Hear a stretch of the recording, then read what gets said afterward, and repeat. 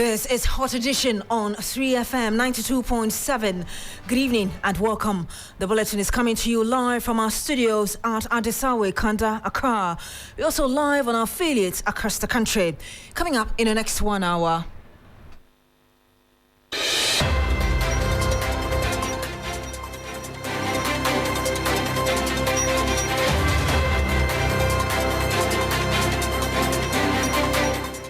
It's John and Jane for NDC 2024 presidential ticket as party leadership accepts the choice of Professor Jane Nana Opoku-Agyeman to partner the flag bearer John Mahama.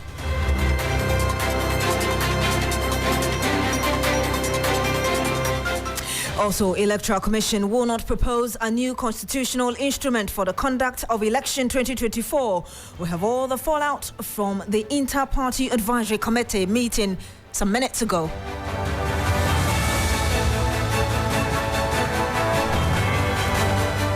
On that sad note there, Parliament suspends sitting as tribute pour in over the passing of MP for Ejiso and Deputy Finance Minister Dr. John Kuma.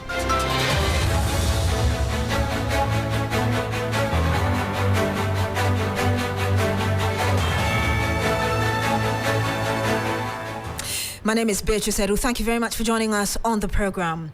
Now, the National Council of Elders and National Executive Council of the Opposition National Democratic Congress has endorsed Professor Jane Nana Opoku-Agyeman as the running mate to partner John Dramani Mahama for the 2024 general election. Both NEC and Council of Elders arrived at a decision after a meeting Thursday morning. This will be the second time the former Minister for Education and Academic will partner Mr. Mahama on the NDC ticket for a major election. At a news conference a while ago, the General Secretary Fifi Kwete expressed satisfaction about the choice of Professor Jane Nana Opoku. Expressed confidence in his running mates, and what he said, that he was proud to have Professor Nana Jane Opoku-Agyeman as the running mate on account of her integrity, her dedication, her vision for a better Ghana, and she being an ideal candidate to be able to help the party to be able to win this coming election. So we can only express our satisfaction and our happiness about this choice. We believe it's a choice that actually will gladden the heart of the people of Ghana, a choice that signals our readiness to go into battle. And we believe that the women of Ghana, the young people of Ghana, all the people of Ghana will rally behind His Excellency John Dramani Mahama and the running mate, even as December 7 comes, in order for us to be able to deliver the necessary victory, not just for this party, but also for the country as a whole. So this is the very short announcement we want to make available to you, to let you know that finally it's out of the bag. You now have the name of the running mate to His Excellency John Dramani Mahama. So NDC's tickets, the top and the second, are ready.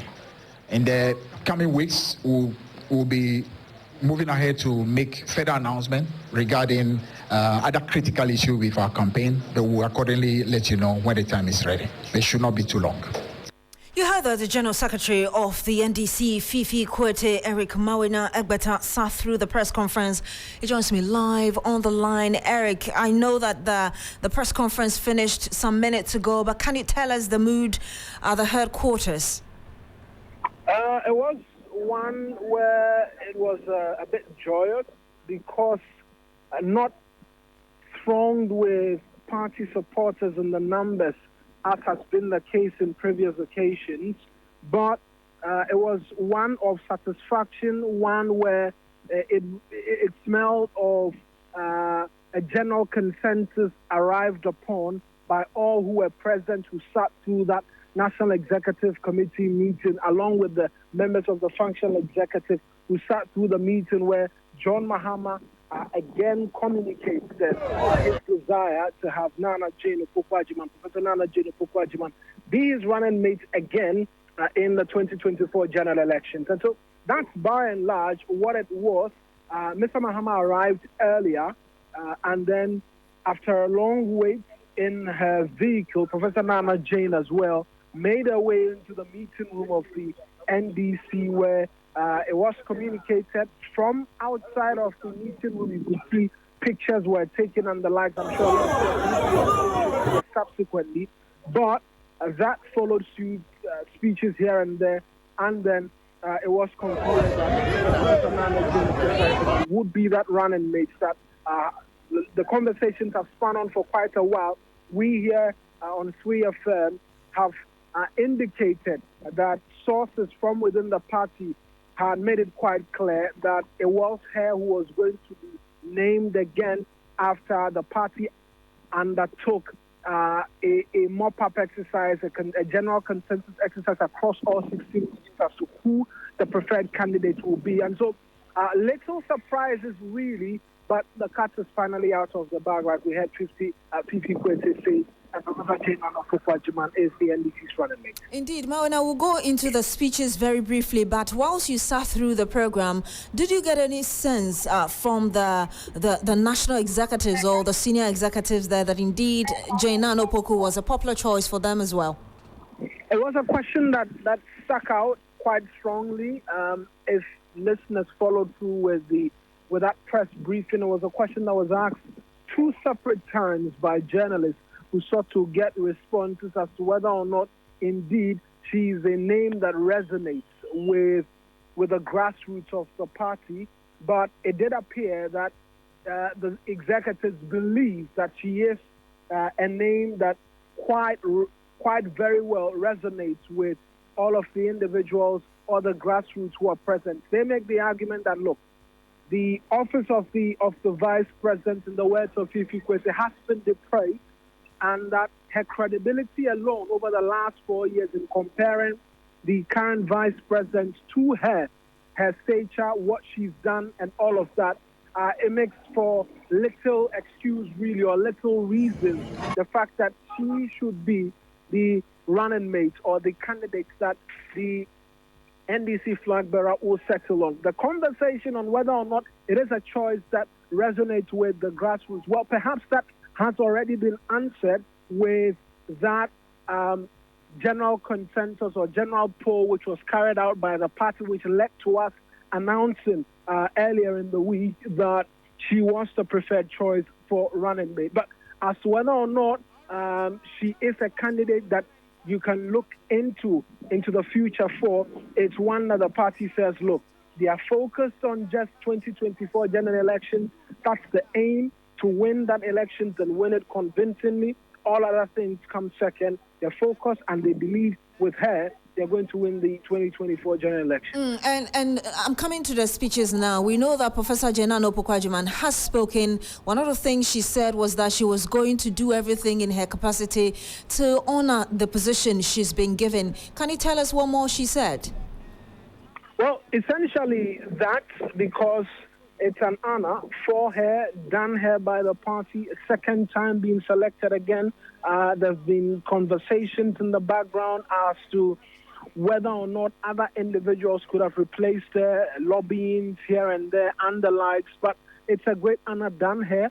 She's going to do her best to ensure that the party wins the 2024 general elections. That's the aim of the party, really, to ensure that December 7 polls is one that they win. And so essentially that's what she's going to be committing herself to come elections 2024.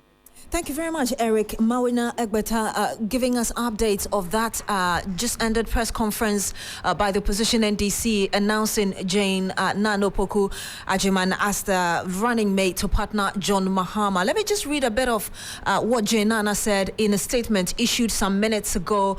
I read from the 3rd and the 4th paragraphs. She said, I wish to convey my heartfelt appreciation to the NDC Council of Elders, the National Executive Committee, the rank and file of our party, friends, well-wishers, and indeed all Ghanaians for the overwhelming support and endorsement. The 4th paragraph says, I am not one to take lightly the confidence reposed in me. Neither am I oblivious of the national decay and widespread despondency in our beloved country. I express my absolute readiness and commitment to partner His Excellency John Dramani Mahama to serve the people of Ghana with integrity, dignity, truthfulness, hard work, and patriotism to reposition our dear country as a beacon of hope and opportunity. Let me just bring you that last statement, and we'll go to our political desk for a quick analysis, and also to the party as well. And this is coming from John Mahama himself, who put on his X page an hour ago: "I am proud to have Professor Nana Opoku-Agyeman as my running mate. Her integrity, dedication, and vision for a better Ghana make her the ideal candidate to join me in leading our party to victory in the upcoming election." So that's John Dramani Mahama there, giving us his thought on the endorsement of Nana Opoku. Let's cross over to the Deputy General Secretary of the NDC, Mustapha Gbande. Good evening to you, sir. Thank you so much for joining us on Hot Edition. Thank you so much for having me, and good evening to our cherished listeners. As a Deputy General Secretary, would you say that this was an easy process for you? No, it was a very difficult process, very tiring, particularly the marathons of meetings that have to take place. Organizing the program is also so tiring. But at the end of the day, it's a very exciting one because for us in the NDC, this is a good news. One, because we have a credible candidate. We have a woman, a mother, to the table. We have a professor who resonates with the lower class, the middle class, and the upper class.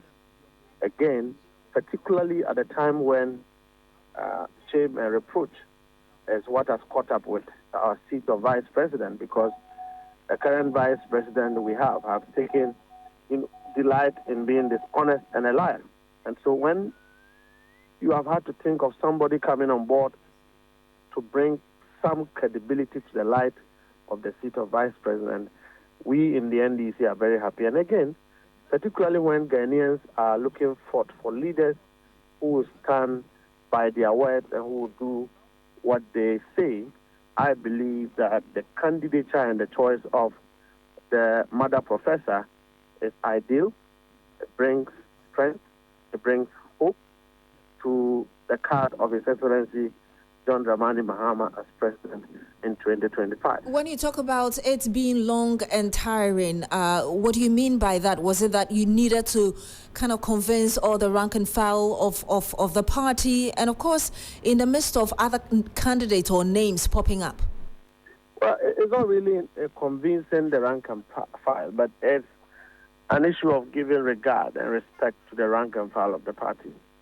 And I think that was perfectly done to get the endorsements and blessings of the old, the young, and the middle class in the party.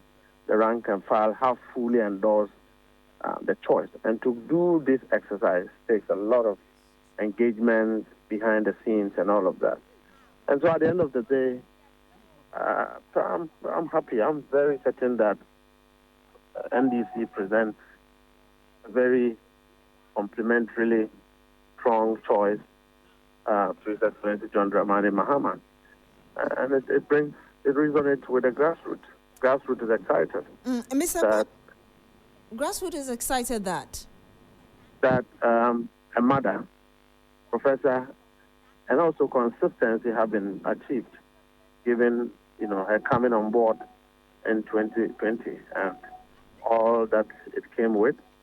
And retaining her is a plus. And for me, I see an easy battle into 2025. Retaining her is a plus. You say you've earlier talked about credibility and integrity. What does she bring on board this time around, looking at the political dynamics we have now going into 2024? Well, Professor is a disciplinarian, is a woman of strong value chain system as compared to, in fact, the current vice president and the president are all a product of weak value chain system. And so she comes with that. And this is a woman who has taught children, she's taught grown-ups. She understands when a parent would have to go home without being able to afford a 3-square meal. She understands when children are crying. She understands when mothers, are not able to feed their children. She understands the pain that Ghanaians are currently enduring because of incompetence, because of deliberate corruption, and all of you. And so, again, she's a woman that you can't trace corruption to. She's had 2 terms as a VC in the University of Cape Coast.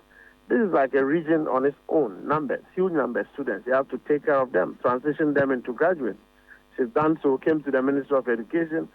And for me, I'm also happy because, particularly at the time when His Excellency John Dramani Mahama is talking about reviewing the free senior high school policy to a better option, and she being an educationist, it scores that card and it puts into perspective a practical expert who understands the dynamics of education to be able to achieve these objectives. And for me, that is why what she comes on board with. Now, Ghanaians are looking for a vice president who sticks to his word, and I think Professor will do so. We've had people who came with credentials and titles, and this was all a scam. We've had people who say, we are sitting on huge sums of money. We know where the money is. We'll bring the money. And they have come and they've given us the worst economic performance in the history of our country. And so today, there's a paradigm shift from economic jargons and certificates, sloganeering, titles, to practical, individuals who understand diverse of our society in terms of the hardship that we're going through. So, Mr. Gbande, you're giving the credentials of not just Professor Nana Opoku, but also your flag bearer, John Mahama. And you believe that with Nana Opoku on the ticket, you'll be able to stop the MPP, as it were, from breaking the 8.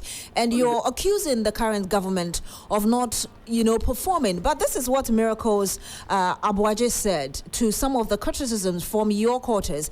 He says that these are, and that was on his X page, these are the people who inherited 8 Eurojet hospitals from President Kufuor, spent 8 years in government and still couldn't complete, leaving it for Nana Akufo-Addo and the MPP to come complete. These are the guys who used the money meant for hospital constructions for their election research. These are the guys who decided to spend state funds to build day schools, mostly in the forest, tens of kilometers from the community, and left them uncompleted, not fit for purpose and unusable. These are the guys who captured 3D artistic impressions in a green book and attempted to hoodwink everyone as projects done. These guys launched the Hope City project, captured international media, BBC, CNN, all, and didn't lay a single book. These guys want to come to power to form a government. You are discrediting the government, but this is what the communications director for the Baumia campaign team is also saying of you. That's ranting and hymns. It doesn't add up to anything. We are talking about a president who supervises corruption and stealing, a president who steals Ghanaians' money and gives to his brothers, and I can give you evidence. We are talking about a vice president who lies on the records of facts. He stands in public and lies without shame. He takes pageantry in telling a lie. And every young person in this country knows that Dr. Mahmoud Baumia is a public liar, a very deceptive individual.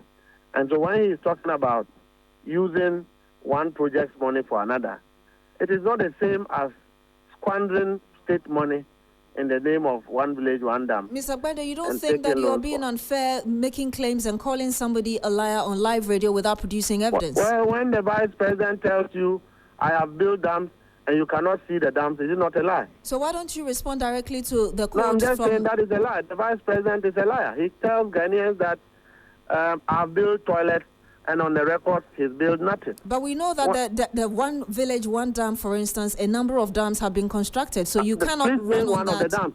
Tell me one of the dams. A number of the dams have been constructed. I don't have to mention one. I'm just saying that you cannot.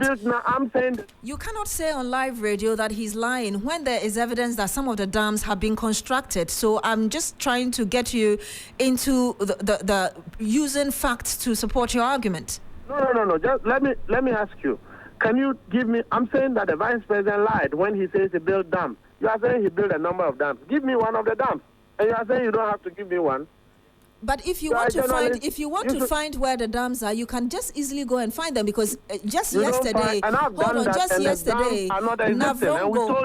Mr. Gbande, just yesterday we had our reporter calling in, or we spoke to our reporter from Navrongo and some parts of the northern region, telling us that indeed the dams are there, but they are having challenges with it. So you cannot say they were not constructed. Saying that is not true. Okay, toilet. Did you see the toilet? Are you going to say the toilets were constructed? All right, so let's conclude this conversation. You're telling me that you're confident that with the JJ ticket, you'll be able to take over the Worms. You'll be able to. I'm telling you that the current vice president is dishonest and is not truthful. We'll have to end it here. Thank you very much, Deputy General Secretary Mustafa Gbande. He is the Deputy General Secretary for the opposition NDC. All confident that the party will be able to take power come 2024. Duke Opoku Mensah is with our political desk. He joins me in the studio. Duke, I know that prior to the announcement of Jena Opoku Ajiman, we had information that she was going to be on the ticket. So this doesn't come to you as a surprise on the political desk? Not a surprise at all. It's been in the works for at least about the past 2 months. John Mahama's been consulting, but we did confirmed on Friday that she's actually the one that John Mahama was going to present to the Council of Elders and then subsequently to the National Executive Committee, and then there will be an announcement. He had given himself a time up to end of April to name his running mate for the election. And so you would say that John Mahama has gone for the safe option, what he already knows, personalities already worked with, as running mate, also worked with as Minister for Education, as he himself has subsequently tweeted, has the integrity and the vision for the better Ghana that he is trying to coalesce Ghanaians around to build. So not surprising here, but finally the cat is out of the bag, really. Interesting days ahead, Duke, because we know that Central Region is an interesting state or region, as it were, a swing state. Right. And I think both MPP and NDC are trying to get their hold on it, because one of the reasons supporters, or should I say, or political analysts are saying the MPP changed its leadership in Parliament is because it wants to try and woo the votes from Central and Volta region, because a bit of our opinion marking comes from the Volta region. Right. So for you, we had Gbande talking about the things she brings. In terms of vote-wise, how do you think things are going to pan out with Jena Opoku partnering John Mahama for the 2024 election? So, of course, Central region is a swing region. It's a region that everybody knows. It's a region that the NDC likes to pick their running mates from. Ekon Kensinaka, John Mills, and then now Jane Opoku Ajiman. That will be three on the trot. So, but you'd also analyze what she brought to the table in the 2020 election. People credit her with the fact that the NDC did quite well in terms of the parliamentary numbers. She campaigned quite a lot in that regard. But then others will also say how well they should do when it comes to the presidential results in terms of the numbers that she was able to pull from the Central region in terms of the numbers for John Dramani Mahama. But then, of course, the parliamentary record is there. The NDC increased its number of seats from 4 to 13 in the Central region. So very, very important region. It's one of the swing regions. It's one that many believe that if you're able to back Central, Greater Accra, then you're making a headway when it comes to elections. So it's important to look at it from that direction as well. Duke, we'll continue and perhaps wrap up our conversation shortly. I want you to hold on. Let's go to the Central region where our correspondent is standing by, Thomas Khan. He's been engaging residents there. Thomas joins us on the line. Thomas, what can you tell us as regards what you've picked from the people there? Well, I can see that there is a lot of excitement among residents of the region, especially party sympathizers. For some of them, they said they would have been surprised if former President Mahama did never choose Professor Jane Opoku Ajiman. For them, they think that Central region is a unique region when it comes to elections, and it would have been a bad one if somebody else was chosen from a different region. And they think that Professor Opoku Ajiman has all the pedigree, everything to qualify her to be the next vice president. And again, they think that she can pull all the votes from the region to make the NDC win the 2024 election. So it's really coming as a very good news for the people. And they think that this time, if there were some mistakes that the party did in 2020, this time they will correct it for them to win massively, especially from the central region. Thank you very much, Thomas Khan, correspondent in the Central Region. Duke Opoku-Mensah with our political desk is still in the studio to wrap up our conversation. Duke will go to the IPAC meeting shortly, but we just heard Thomas talk about excitement. To what extent can this excitement translate into votes for the NDC? Politics is a game of numbers. It's about numbers. So it's about being able to strike while the iron is hot and being able to tap into these sentiments and these grassroots sentiments and to translate them into votes and how it affect the position of the NDC when it comes to the ballot and then the numbers that will come subsequently after the election. So it's about being able to tap into these sentiments and how people are excited about Jane Opoku-Agyemang's candidature as the running mate for John Mahama. And I just mentioned the EC, the Electoral Commission has agreed with all stakeholders in this year's election not to propose a new constitutional instrument for the conduct of the polls. And like I just said, a crucial IPAC meeting reached a consensus ensuring that all rules governing the 2020 polls will remain in effect this year. Duke is still here. This is our final discussion. Before you go, just remind us briefly those rules that the EC talk about that were in 2020 that are being maintained. For instance, yes, so the guarantor system will still be in place. We know that there's been conversation about whether to change that or not. With the fact that the current CI that we have will still be enforced, the EC will not be proposing a new CI. Remember, they proposed a new CI which was going to change and make Ghana card the sole document for registration. That CI did not see the light of day. It was quashed in Parliament, and that means that now that old rule still stands. You can guarantee for a number of people, up to 10 persons, to be on the voters register. It doesn't necessarily have to be the Ghana card. The indelible ink obviously will still be used, even though the Electoral Commission calls to indicate that they have no need, or there will be no need for the indelible ink because their systems talk to each other, they are biometric compliant, and so you cannot vote twice. But just as an extra layer of protection, that would still be used. And also, when it comes to a limited voters registration exercise, we saw the last one, which was held across the board in district offices of the Electoral Commission. The NDC canvassed a position in at the IPAC meeting today, and it was agreeable that even though the Electoral Commission would not move outside its district offices, it would look at certain areas that they classify as hard to reach or underserved areas, places like Afram Plains, places like certain regions in the 5 regions of the north, that where they will add additional centers to make the process much more people, to be able to make it more people friendly and reachable by persons and voters who need to get registered. So really, these are some of the issues that came up at today's IPAC meeting, and the next one will be on the 27th of March. All right, thank you very much, Duke Opoku-Mensah. I'm joined on the line now by You're still here on Hot Edition with me, Beatrice Adu. Just stay with us.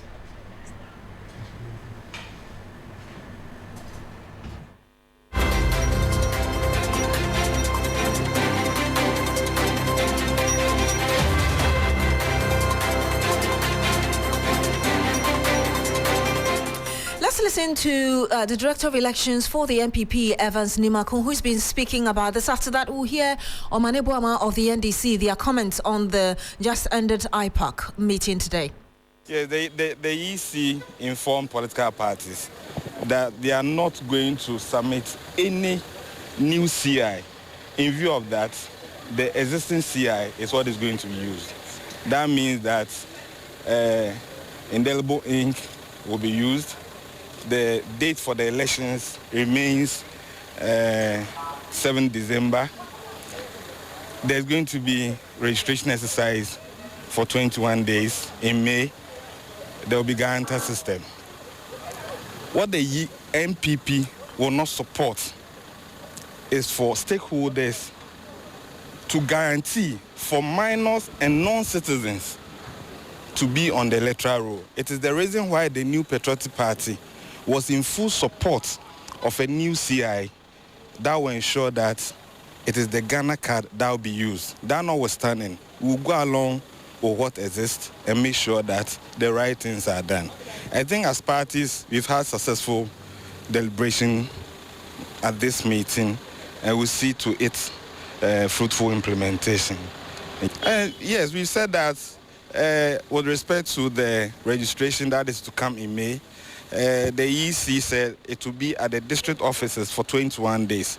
The EC has also agreed that they will make available some mobile registration teams so that very difficult areas will be assessed for our brothers and sisters who will have to register to be on the ballot. They are anticipating a certain number of about 600,000 to be on the electoral roll. And so we will be eyeing those indicators and make sure that we will have a very successful exercise. You just heard Evans Nimako. He's the Director of Elections for the governing MPP. We can now hear Dr. Omanebuama, who is also the Director of Elections for the NDC, about today's IPAC meeting. Lots of agreements. I would say I can't recollect a disagreement. Very cordial meeting chaired by the chairperson herself, and the calendar was for the first time put out. We discussed the calendar and made inputs. None of the inputs were rejected, and I'm talking about the political parties. We were looking at deduplication, when the EC is going to be printing the ballot papers, and all those concerns were addressed. So the EC will go back and incorporate those ones. Again, too. Were there any agreements? Yes, lots of agreements. I'll say I can't recollect a disagreement. Very cordial meeting chaired by the chairperson herself, and the calendar was for the first time put out. We discussed the calendar and made inputs. None of the inputs were rejected, and I'm talking about the political parties. We were looking at deduplication, when the EC is going to be printing the ballot papers, and all those concerns were addressed. So the EC will go back and incorporate those ones. Again, too, I mean, the cordial manner in which the chairperson opened the meeting and made very declarative statements about issues that we've been haggling over for some time. Some of them had been heard, but officially she placed before all the political parties present.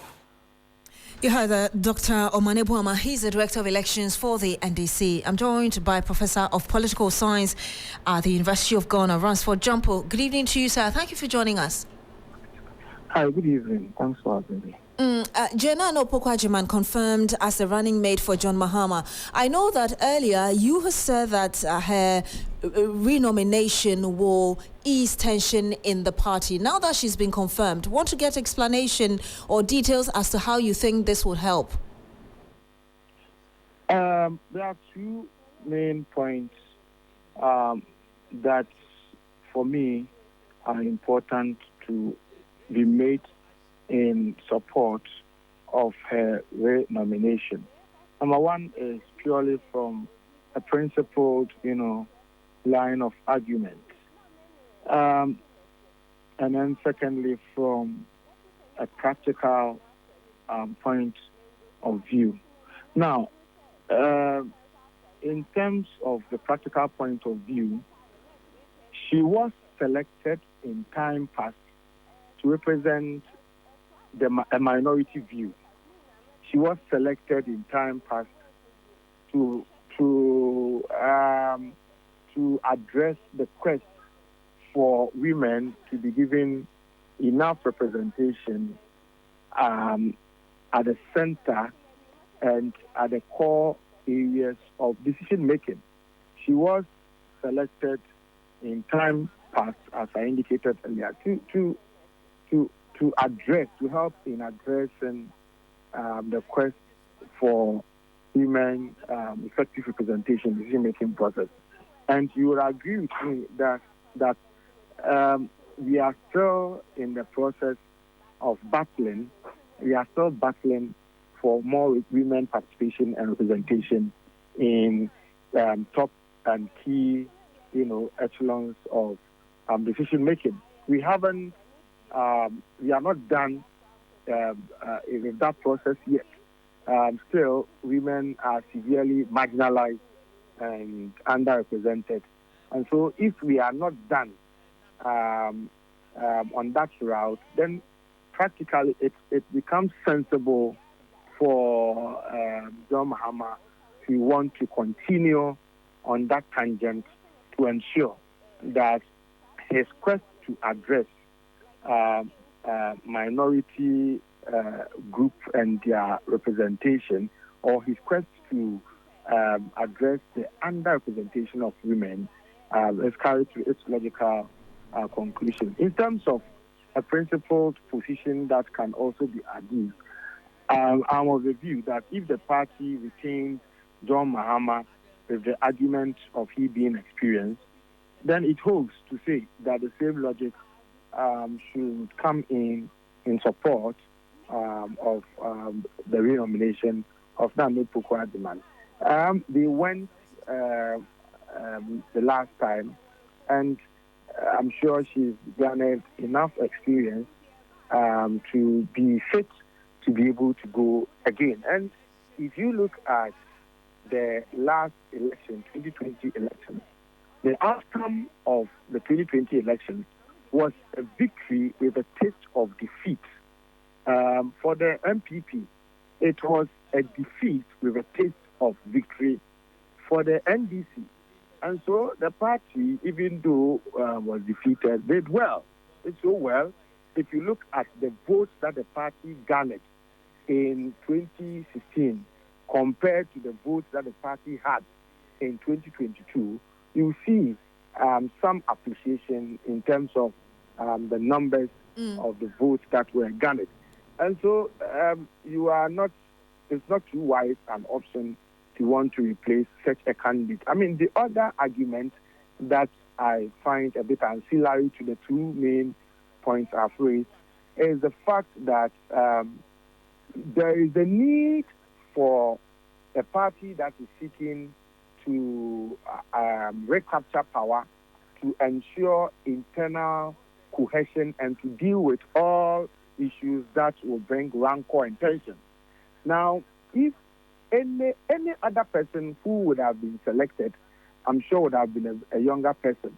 And if that had been done, then that person would have been given a certain head start advantage over the caliber of people who may want to also contest for power to be able to serve as future flag bearer or leader, of the party. So I'm sure John Mahama wants all on board in prosecuting his campaign agenda. And so the idea is to pick a relatively aged person who comfortably would exit the scene with you, so that an even playing field is created for those who would want to jostle for power to be able to take over from the generation of Mahama. You've answered a lot of questions, but I want to still take you on about two other statements you made. I hear you say that the renomination of Nana Akufo-Addo could solidify the votes that the party had in the last general election. Is that right? Yes.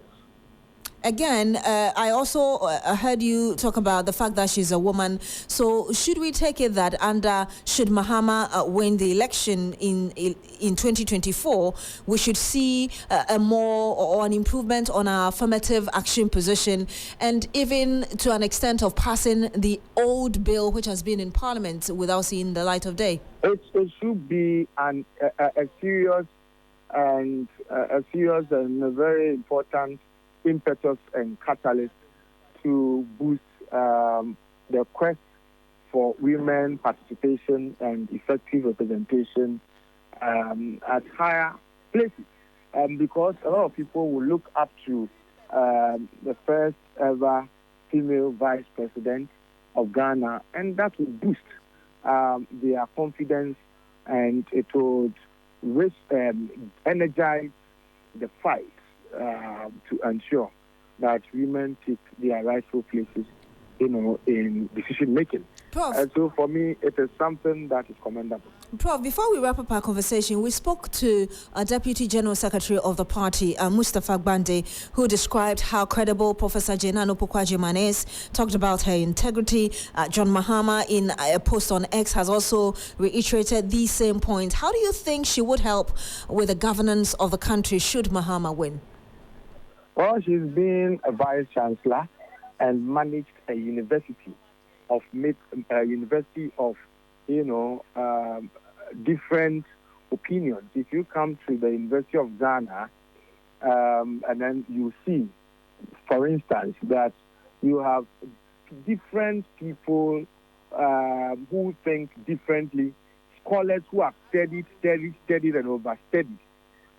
Managing such a cohort of human beings, it's a skill, or being able to do so is an achievement that does not come cheap. You are not thinking about managing gullible people. You are not thinking about managing people who are propagandistic. You are not thinking about managing people who will swallow hook, line, and sinker lies. You are thinking about managing people who have inquisitorial minds, people who ask questions about everything. But this woman has been able to manage them at the university. And so when it comes to managing human beings and managing Ghanaians, I am sure she would be able to do so and do so excellently, because not all of us have that inquiring mind to be able to subject everything to critical scrutiny and to strict proof. But she's been able to manage a group of people. If you go to the university campuses are just a microcosm of the various communities into which a nation may be divided. But the difference is that it has a population that is highly learned, and like I said earlier, managing people who are highly learned requires a skill that doesn't come cheap. And so for me, if she's able to do that at the public universities level, it shouldn't be difficult for her to excel in dealing, with Ghanaians. Thank you so much, Professor of Political Science at the University of Ghana, Ransford Jampu. Thank you for sharing those views with us. You're still here on Hot Edition. My name is Beatrice Adu. Now to the news that hits the country, and particularly the governing MPP this afternoon. It's about the demise of the Deputy Finance Minister, John Kuma, and tributes continue to pour in over the passing of Dr. Kuma, aged 45. The Ejiso MP died in the early hours of Thursday, that's today, the 7th of March, after a short illness. He was survived by a wife and 6 children. And let me bring you some. First, let me take you through his profile, early life and education. He was born on August 4, 1978 in Ejiso, which means he would have been 46 coming this August. PhD. He had PhD in business innovation from the Swiss Business School, Switzerland. He had BA Economics with Philosophy University of Ghana, Legon, MBA Finance from GIMPA in 2009, LLB from the University of Ghana, Law degree, BL from the Ghana School of Law, postgraduate diploma in applied business research. Also in politics, he became a deputy finance minister in 2021, also a member of parliament for the Ejiso constituency in the Ashanti region in 2021, or should I say since 2021, vice chairperson of the Constitutional, Legal and Parliamentary Affairs Committee. In terms of career, he was admitted to the Ghana Bar as a solicitor and legal practitioner in 2013. Founding member and managing partner of Eduapo Chambers, founder of Majak Associates Limited, a construction company. He was also the CEO of the National Entrepreneurship and Innovation Program, NEIP, until 2020. Now, today, Parliament suspended this afternoon sitting following the death of the Member of Parliament for Ejiso and Deputy Finance Minister Dr. John Kuma. The House was rescheduled to resume debate on the state of the nation when the news of his passing filtered through. Let me bring you details of a statement coming from the governing party, and that statement signed by the General Secretary, Justin Kodia Frimpong. It says the New Patriotic Party has learnt with grief the shocking demise of Honorable Dr. John Apontua Kuma, Deputy Minister for Finance and Member of Parliament for Ejiso constituency, which sad event occurred on Monday, March 7, 2024. Even before his ascension to national political limelight, Honorable Kuma showed signs of leadership in his teenage years as he was elected school prefect for the Opokuwari School. He was an energetic party stalwart whose relentless activism was instrumental in the formation of Young Patriots, a young group that championed the cause of the party from 2009 to 2016. The statement goes on to say, owing to his business and entrepreneurial acumen, Honorable Kuma was appointed as the first Chief Executive Officer for the National Entrepreneurial and Innovation Program, NEIP, during the first tenure of the Akufo-Addo administration. His impressive management of NEIP led to his elevation as Deputy Minister for Finance in 2021, as a position he held until his demise. As Member of Parliament for Ejiso constituency, Honorable Kuma demonstrated profound passion and commitment to the needs of his constituents, which resulted in his recent acclamation as the party's 2024 parliamentary candidate for the constituency. The New Patriotic Party takes solace in his legacy of hard work and dedication to our dear country and extends our deepest condolences to the bereaved family, particularly his wife and children and the people of Ejiso for this great loss. As a mark of respect in his honor, the party directs that all party flags fly at half-mast for the next 7 days. I'll be bringing you business news very shortly. Manu is standing by, but let me bring to you that statement issued by the Vice President a little over an hour ago, almost an hour ago. It says, a truly committed member of our administration and party who dedicated his all to the success of our endeavors. Rest well, John. And it comes with a picture of the late Deputy Finance Minister, Dr. John Kuma. That's coming from the Vice President, Dr. Mahmoud Baumia. You're still here on Hot Edition. Coming up next is a business, and Manu is standing by. Manu, what do you have for us today? Well, we're talking about businesses in Ghana who have benefited over 30 million cedi support from Exim Bank. We have the details of that, and more from the world of business coming up shortly. Take it over. Thank you.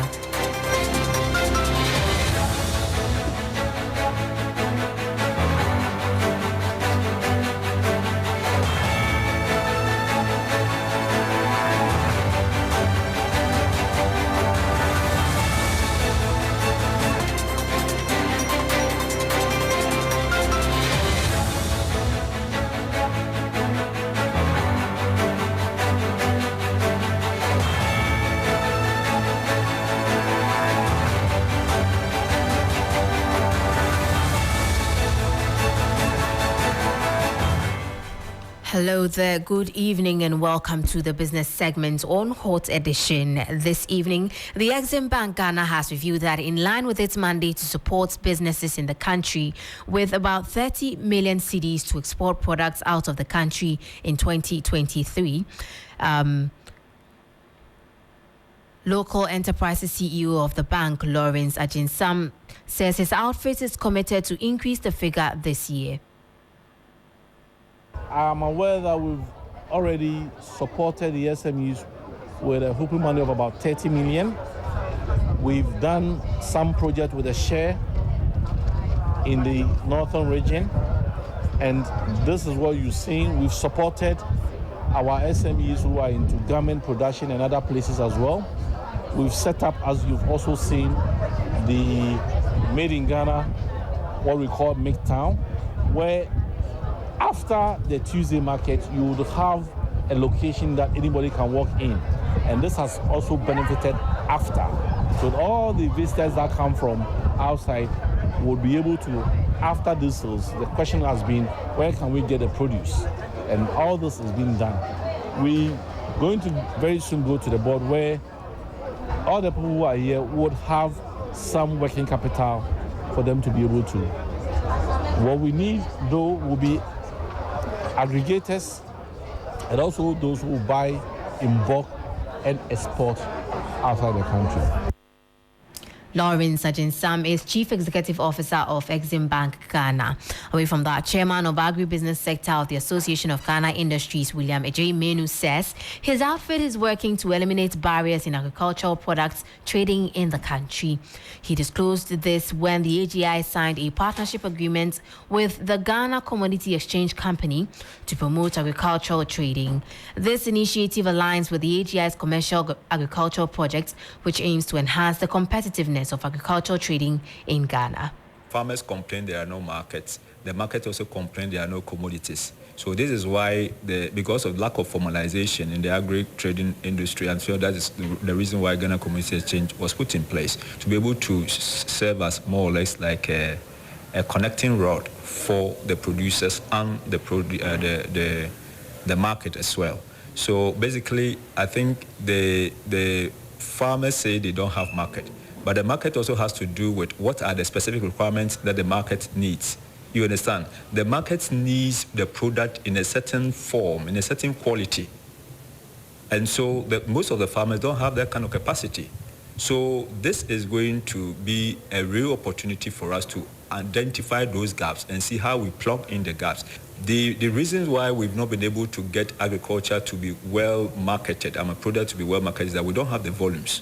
We don't have the volumes, and the commodities we have are so expensive. And so when we produce at a commercial scale, you have economies of scale. And once we have economies of scale, it will take care of the pricing and the quality and stuff. Chairman of Agribusiness Sector of the Association of Ghana Industries, William J. Menu there.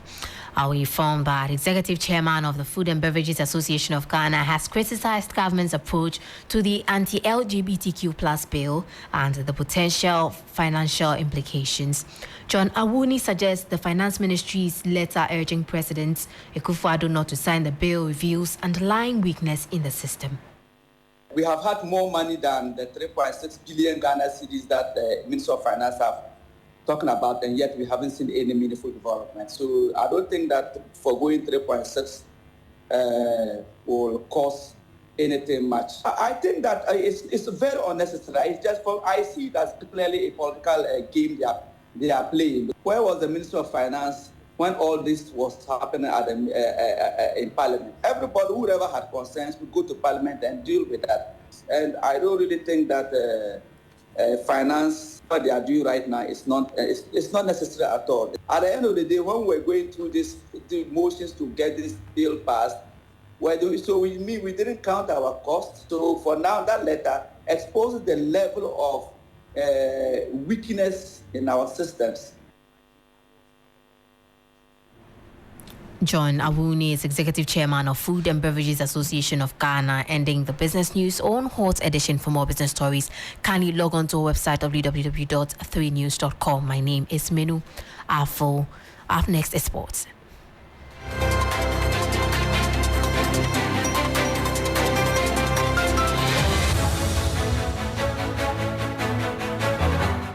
Thank you very much, Menu Afol. We'll be bringing you sports shortly. Billy Shan is standing by for us, but let me bring you some of your thoughts here on Hot Edition.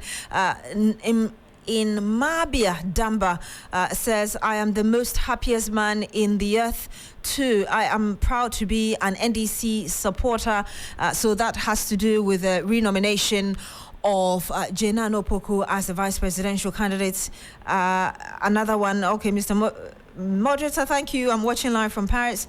There's another one who says, visionary leader, JDM and Jane, MPP no more, Madam, okay. And then another one says, pound is 15 Ghana cedis, honorable, okay. Exchange rate is 13 cedis, so people are just complaining. Bilishan. Kindly tell me that our women are doing well at the African Games. They were so close and yet so far. I mean, today they competed in the quarterfinal of the women's table tennis event, but unfortunately lost to South Africa. And so they did not get into the medal bracket. If they had won against South Africa, they would have won Ghana's first medal at the 2023 African Games. Give us the rest of the details on sports. All right. We're going to start shortly. We're going to start off with the African Games, where table tennis, cricket, karate do, badminton and football events started in the 2023 African Games. Hopes of a medal in the table tennis team event were shattered after Ghana women's table tennis team lost to South Africa by 3-2 in the quarterfinals. After going 2 games down, the Black Loopers rallied back to level the scores but ultimately failed in the decider. Ghana also got off to a rough start in the karate do event. In the women's kata elimination battles, Zaba Yusuf Humu tasted defeat at the hand of Namibia's Pronk Zuzel. In the men's 84 kg kumite event, Nasiru Alassan lost by a score of 5-0 to Zambia's Distone. The badminton event began on Thursday, of course, with mixed results for Ghana. Kelvin Alphonse made great headway, winning his round of 32 singles match, whilst for the women, Prospera Nentiu lost to Algeria's Yassima Cheba. There was no Ghanaian representative in cricket, whilst in football, the Black Satellite are expected to be facing Congo on Friday. Now, the coach of the side, Desmond Ofei, had this to say ahead of the game against Congo. Like I mentioned before, the boys are really hungry and ready to prove to Ghana that this national 20 is ready to, to bring glory to the nation. As a player, or it doesn't matter if it's the first team or the junior side, when every competition we go with the mindset of trying to achieve the ultimate goal, which is trying to win the tournament. So with our performance, and hopefully if we can reach far, I'm sure automatically we will obviously make sure that the image of Ghana is protected. And then, like I said before, it's game by game. And we are fully prepared to face Congo tomorrow. We start with Congo tomorrow first. That was the head coach of the Black Satellites, Desmond Ofei. Ghana will be facing Congo at 3 p.m. on Friday. Moving on to Europe, Erling Haaland believes that Manchester City can win the Premier League title for the 4th time in a row. He said this ahead of their big clash against Liverpool during the weekend. As last year, I think we were in a quite interesting title race as well, or maybe someone even put us a bit away from the title race at one point. So yeah, it's a nice thing. I think that's also what's so nice about Premier League, that there's so many who are so good, and I think there's so many who can win the Premier League. And the last years it's been Manchester City, and we're going to try and do it again. It's not going to be easy. Now, that was Erling Haaland, the current top scorer of the Premier League and also the top scorer of the Premier League last season. That brings an end to the sports segment here on the 3FM Hot Edition. My name is Billy Shen, and of course, over to you. Thank you very much, Billy Shen.